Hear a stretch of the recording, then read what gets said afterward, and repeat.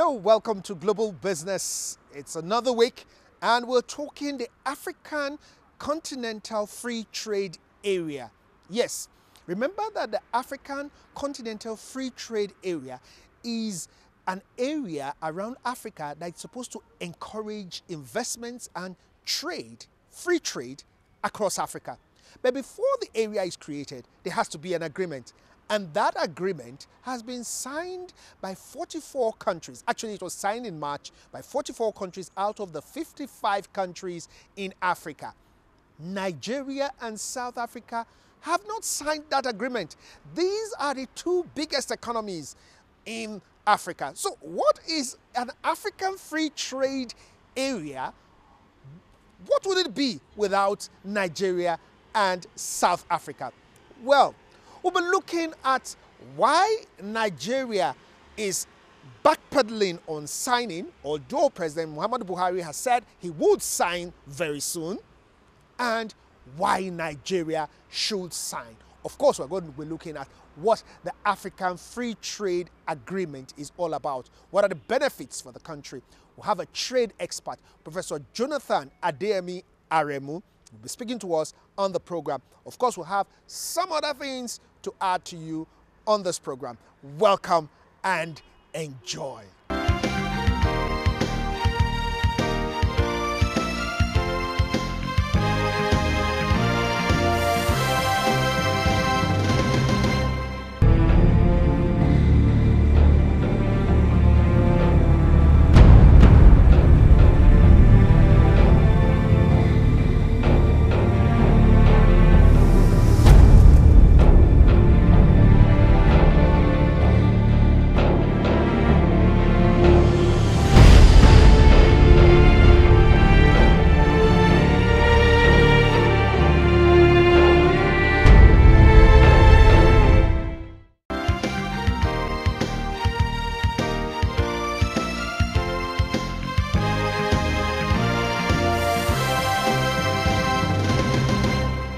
We can't keep having excuses for decades. If you are committed to a genuine African integration, you must turn your backs to priorities to non-African initiatives. You cannot successfully sustain the momentum of African integration while you are also going on a retail market negotiating free trade agreements bilaterally. In 2025, if we do well and if we make this work, the African market will be $3.6 trillion.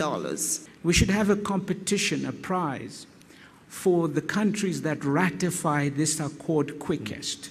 It will be a serious message to the world that Africa is open for business. This agreement is about trade in goods and services. These are the kinds of complex products that drive high income economies. So like I told you before, we'll be talking with Professor Jonathan Adeyemi Aremu, who is a trade expert, and he knows a lot about the African Free Continental Trade Agreement. Yes, he's not only an expert on it, he's passionate about it. So Professor, welcome. Now Professor, tell us about this African Free Trade Agreement. In summary, the African Free Trade Area is the first step in African Economic Community, Abuja Treaty 1991. And what it means is that we have 8 regional economic communities, and quite a lot of them have developed their individual regional economic community, like ECOWAS, like South African, SADC, like COMESA. Right now, after developing all these regional economic community, it is in the program, the 4th phase of African Economic Community Treaty, that all these trade will come together and have a free trade area. In case of ECOWAS, we have been having a free trade area under ECOWAS Trade Liberalization Scheme. South African Economic Community, SADC, they have been having similar one. COMESA have been having their own. East Africa Economic Community have been having their own free trade area. So in the plan of Africa Economic Community Treaty, the intention is to make sure that all these regional economic communities that have been having free trade area, that is, they don't pay import duty among themselves. We are going to now join together so that what they have been doing at regional level will now be done at continental level. Okay. And that is what it means. It is the first step of the continental economic integration. Okay, I know that President Muhammadu Buhari has given several reasons why he backpedaled on this agreement, but please could you remind us again about why he actually backpedaled? It's clear, and the president make it clear. It wasn't a secret. To me, the president wanted to be very democratic, which is okay. He said that in his own country, people have not been sensitized. And he did not want to go and sign any agreement on behalf of the people when the people that he is representing, they don't know anything about it. Okay, so do you think that Nigerians have been sufficiently sensitized, thoroughly sensitized? The word thoroughly, I will not actually go into that context. But I participated in the geopolitical zone around the entire country. And then we did do, I'm the head of the Trade Policy Commission of Nigerian Economic Summit Group. And therefore, we represented the Nigerian Economic Summit Group in this zonal sensitization to let people know, yes, Nigerian Economic Summit Group is aware of this, and it is a good decision to make sure that the entire Nigerian economy is sensitized. Okay, so let's look at the benefits of an Africa continental free trade agreement. Or also, you told us about penalties. We know that there are penalties if you don't sign now. Let's start with the benefits. The benefit of a free trade is clear. You want to open your borders so that you can sell more to outside can equally sell more to you. The first step of benefit is economies of scale. That is, national boundary no longer determine your production limit and selling limits, which to me is a very good thing. But as I explained during the conversation, which was raised by one South African delegate at Afrex, because I was one of the panelists there, he said, but you have to have something to produce before you can sell. That I agree with. And that's an area in which Nigeria have to go back home and make sure that all the barriers stopping the production have to be taken care of. Once they are taken care of, which is some of the things which Manufacturers Association of Nigeria was raising, that they have a lot of problems with being competitive. They were not against it. So that is it. So with regard to benefit, obviously it's going to be numerous in terms of opportunity to sell more, opportunity to have a variety of goods, competition opportunity, decreasing in price, consumer surplus, consumer will be able to enjoy better price, better quality, diplomatic kind of behavior among member states. They will now work in unison because they know that they are being guided by this kind of an agreement. Now, when you actually decode the protocol that was signed in Kigali into 3, that is the component of it. We have the trading in goods, we have the trading in services, and we have the dispute settlement body. For trading in goods, opportunities abound. For in services, let me tell you, Nigeria has comparative advantage in services. Look at our services. Nigeria has. There are 12 key services according to the WTO. Nigeria, we are more in many of these services, better than a lot of African countries. We want to talk in terms of cultural, recreational and cultural activities, we are more. Look at our artists. What do you call it? It's Nollywood. You find it in nearly all the countries. Perhaps they have been there illegally. This time around, they are going to be welcome. We have Nigeria is very good in this IT opportunity. When you look at WTO, Nigeria is a friend of e-commerce, and we are more than a lot of African countries in this area. And Nigeria will be able to have an expansion of its own economic space in the production and supply of this IT services with respect to IT. Take another service, like transport. Just a few days ago, we have Nigerian Air coming on board. This airline will be able to fly to many African countries more than ever before. When you leave the issue of services, you go to trade. That one I told you is numerous. When you now come to this word dispute settlement, if any country do anything illegally into Nigeria, such a country cannot go free, because we are qualified to use the dispute settlement body of the AFCFTA to be able to put that country into question. But without signing this thing, if anything enters your country illegally, you cannot take anybody to court, because you are not a member of the agreement. So these are the issues. And more importantly, in terms of vertical integration of production activities, that is numerous. Subcontracting activity to small and medium-scale enterprises, integration of production activities and infrastructural facilities across borders. And all this one raise the avenue and opportunity for investment to come in, to go out of Nigeria. Now let's look at the penalties for not signing. Yeah, the penalty for not signing, they are there. And let me tell you one thing. Since we did not sign the Kigali Agreement on the 24th of March, we cannot participate in future discussions of African continental free trade area. Since that time, a lot of agreements have been done. Nigerians were not there. At any time we come back, because they already formed quorum, we cannot change any of the provisions they have agreed upon. Even if it did not take note of Nigerians' issue, that is gone.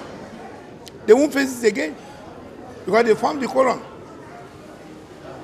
Now, if 22 countries ratify the agreement, which we were told that by next month, which is August, we are going to be having about 14 countries. And then by December, we are going to have full 22. By the time the 22 countries signed, any other country that wanted to come in is going to be by accession. Accession means that you want to be a member, but you have to visit individual countries that are members to argue your case why you should be there. Is that what Nigerians should actually like to have? To be discussing individually with Djibouti, individually with Gambia, individually with Cape Verde, for God's sake. Now, there are advantages of actually being foundation members, because we are qualified to even host it, the Secretariat of African Continental Free Trade Area. Let me tell you, this thing started in Nigeria through Lagos Plan of Action 1980 and concretized as African Economic Community, Abuja Treaty of 1991, everything surrounding Nigeria. That and the chief negotiator for Nigeria is equally on the top for the entire Africa, Ambassador Chidi Osakwe, which means that they recognize Nigerian role in leading this thing. And our president also, in his addressing the D8, was good enough to say that Africa will soon be embarking on the second to the biggest kind of trading arrangement, second to WTO. So the presidency support. But if he's concerned that people have not been sensitized, and to go ahead without that one, he did not see it good enough. So this is the issue.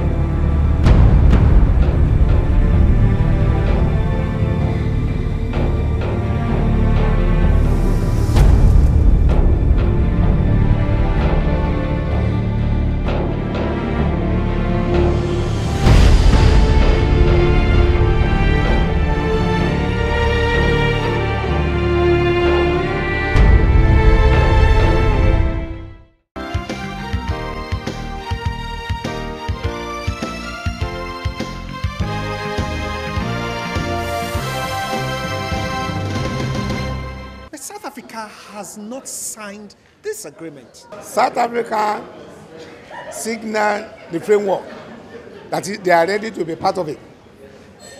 But they did not sign those 3 protocols on trading in goods, on trading in services, as well as on dispute settlement in Kigali. But in the meeting that was held about a month and a half ago in Dakar, they signed. And South Africa is working very hard to ratify the agreement and submit their own decision of their National Assembly to the chairperson of African Union. And what they told us at every conference is that by end of this coming month, August, they are going to get that one done. Look, we have not finished signing. Our National Assembly has not actually started thinking about it. We have a lot to be done before the closing day. Many people are afraid because a lot of treaties have been signed, including the ELTS, the ECOWAS region, regional treaties. And African countries are not respecting those treaties. So many people are afraid that what's the assurance that this same treaty will be respected? Is that why you do not want to sign? That they will not respect? Left to me, I don't think that that's how it should be. Let me tell you one thing. In the entire ECOWAS, it's only Guinea-Bissau that did not sign. Which means the other 13 countries in ECOWAS, they are totally against Nigeria. Is that a good thing? Hello? Is that a good thing? Which means when they are now discussing at AU level, they are with AU on this particular subject matter against Nigeria. Is that a good thing?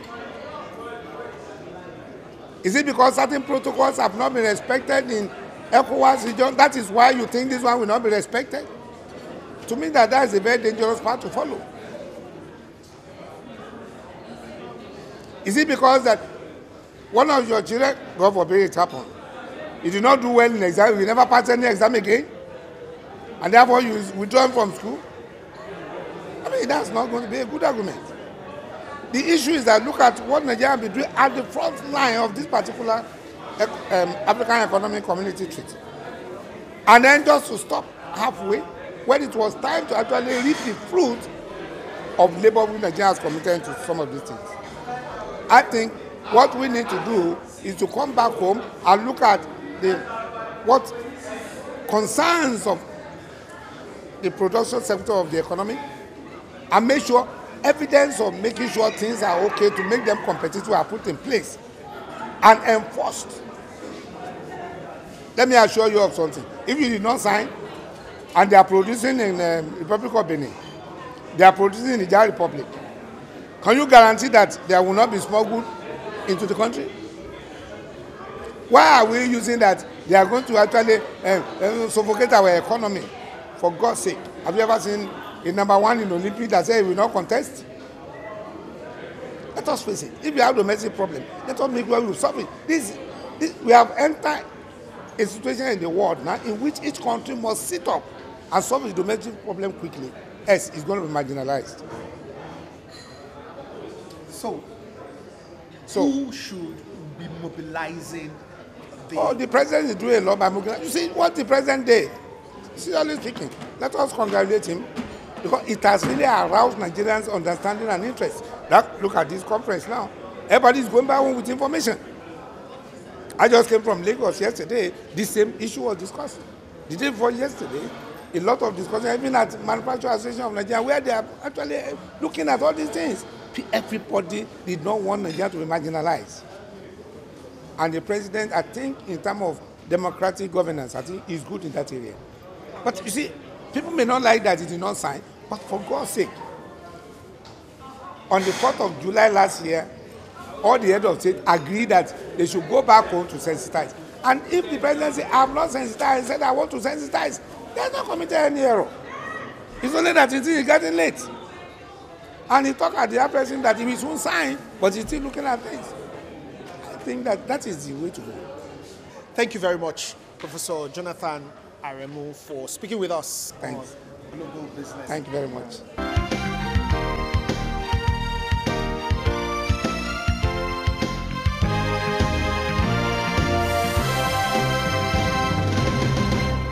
Wow. Tell me you haven't learned a lot from this program. We have so much information to give you. Remember, we'll come to you Mondays, 5:30 p.m. Nigerian time. It's Global Business, and it's always nice doing business with you.